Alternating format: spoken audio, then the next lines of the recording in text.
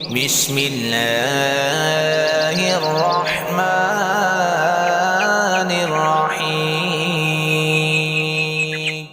अल्लाह के नाम से शुरू जो बड़ा मेहरबान निहायत रहम करने वाला।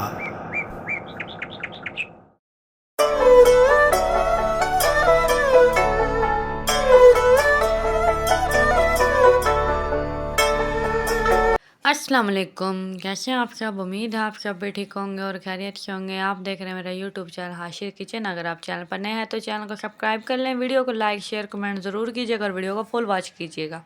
अब चलते हैं कुकिंग करने की तरफ। तो यहाँ पर मैंने लिया है जी कलेजी को, इसको अच्छे तरीके से वॉश कर लिया था और जो दिल वगैरह थे वो भी मैंने निकाल दिए और इसके थोड़े ना छोटे पीसेस भी किए हैं मैंने नॉर्मल साइज़ के। तो यहाँ पर मैंने मिर्च डाल दी है, नमक डाल दिया, आप लोग टेस्ट के मुताबिक डालिएगा क्योंकि मुझे ज़्यादा तीखा खाना मुझे पसंद नहीं और मेरे बच्चों को पसंद नहीं, इस वजह से। तो धनिया डाल दिया है, हल्दी डाल दिया, आमचूर का पाउडर डाल दिए हैं। अगर आपके पास आमचूर पाउडर नहीं है तो आप लोग चाट मसाला भी डाल सकते हैं थोड़ा तीखा करने के लिए। और ऑर्गेनो मैंने डाला है और थोड़ा पिसा हुआ ज़ीरा डाल दिया है और साथ में लहसुन अदरक और हरी मिर्च का पेस्ट डाला है।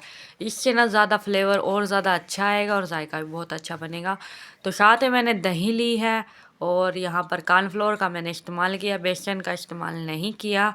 बेसन डालने के बाद थोड़ी सी कोटिंग हो जाती है, इस वजह से मैंने इसके ऊपर कोई कोटिंग वगैरह नहीं करनी, सिर्फ इसको थोड़ा सा फ्राई करना है और जस्ट 5 मिनट में ये तैयार हो जाएगी और आप इसको नीचे उतार लीजिएगा। तो यहाँ पर इसको मैंने 15 मिनट रेस्ट भी देनी है। तो 15 मिनट रेस्ट के बाद देखें आप लोग ये कुछ इस तरह से नज़र आएगी, मसाला अच्छे तरीके से लग भी जाएगा और पानी वगैरह भी इसके अंदर तकरीबन नहीं है, सिर्फ दही का ही पानी है।